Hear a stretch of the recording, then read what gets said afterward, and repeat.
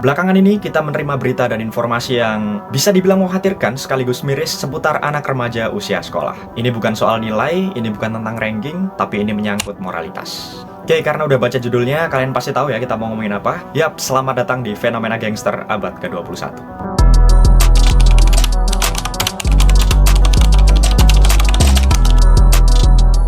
Oke teman-teman, selamat datang di video ini. Konten ini sebetulnya adalah konten tugas ya. Jadi ibu dosen memberikan PR kepada mahasiswa untuk melakukan analisis terkait manajemen perubahan di lingkungan sekolah. Dan kelompok kami, kelompok saya, mengambil judul mengenai implementasi manajemen perubahan dalam menumbuhkan sikap anti-gangster pada peserta didik. Sosokan ya. Kenapa kami ambil judul itu? Ya karena seperti yang kita tahu, belakangan ini ada fenomena sosial ya. Tak lain adalah gangster yang belakangan ini trending di Twitter, di berbagai macam sosial media karena melibatkan anak-anak, adik-adik dari usia sekolah. Dan salah satunya terjadi di kota Surabaya. Dan tentunya fenomena ini cukup menelan korban. Jadi mari kita bahas, semoga menyenangkan. Beberapa bulan lalu, ada sebuah berita yang menunjukkan bahwa tim gabungan Pemkot Surabaya, TNI Polri, Ormas, dan warga berhasil mengamankan 12 remaja yang membawa senjata tajam dalam upaya pemberantasan gangster. Oke teman-teman, sebetulnya fenomena gangster dan premanisme ini bukan bahasan baru ya. Karena kalau teman-teman search di Google, kalian akan menemukan data bahwa gangster dan premanisme ini sudah ada sejak lama di Indonesia.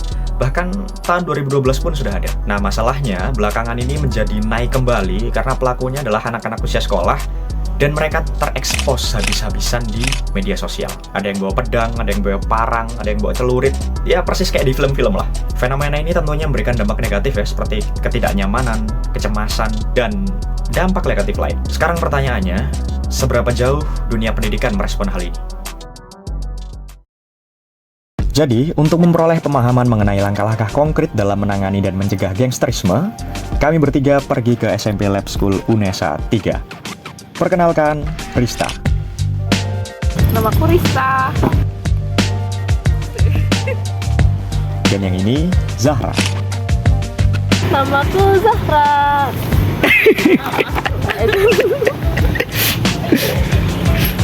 Cahyo gak Cahyo? Enggak lah.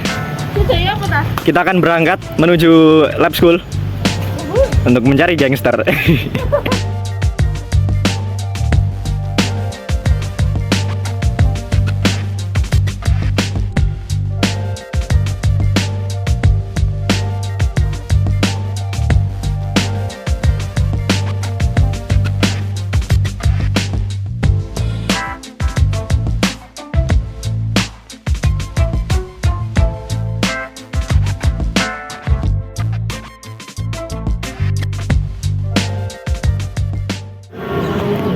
Halo, kita di SMA Lab School. Sudah sampai.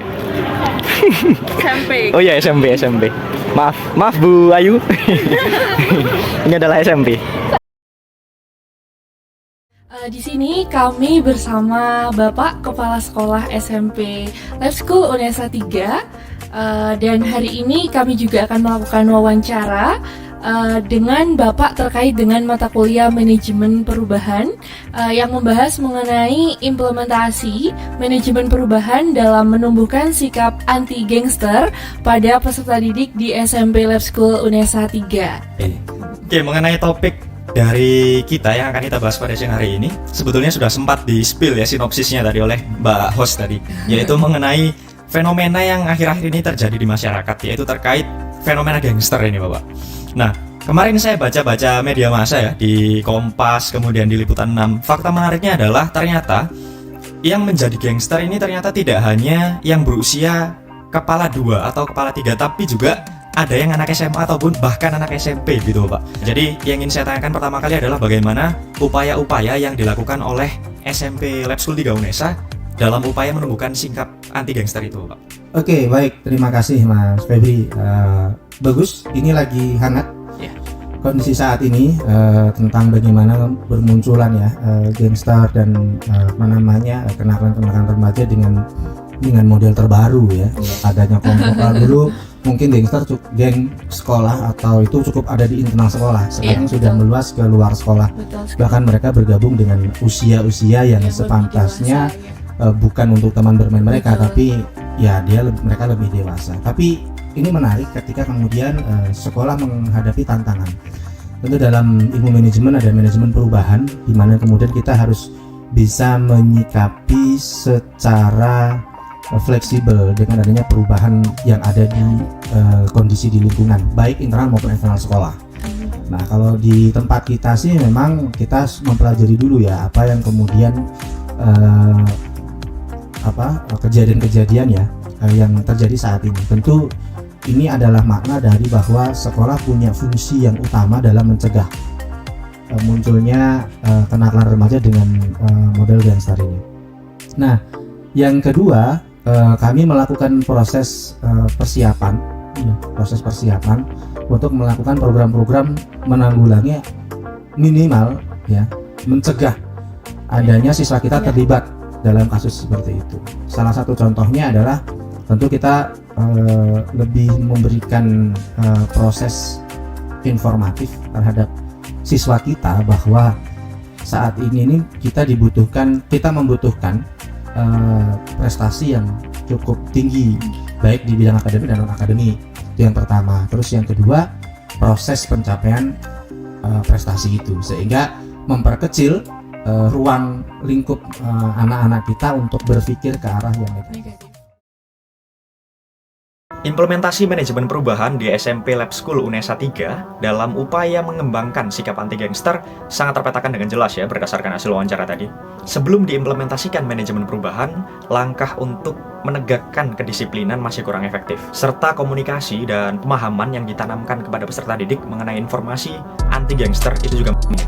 Selain itu, keterlibatan berbagai macam unsur pendidikan seperti guru, orang tua, bahkan peserta didik sendiri itu masih cukup minim. Namun, melalui implementasi manajemen perubahan yang terencana, sekolah telah mengambil berbagai macam langkah konkret. Analisis menyeluruh dilakukan untuk mengetahui penyebab, dampak, dan juga faktor yang mempengaruhi fenomena gangster ini apa. Rencana aksi yang spesifik dan terukur dirancang, termasuk pendidikan karakter dan juga pengembangan prestasi, kegiatan sosialisasi dan juga penegakan kedisiplinan yang lebih intensif.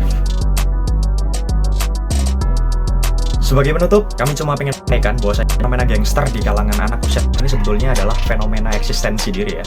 Dia pengen dilihat, pengen diakui, pengen dianggap ada.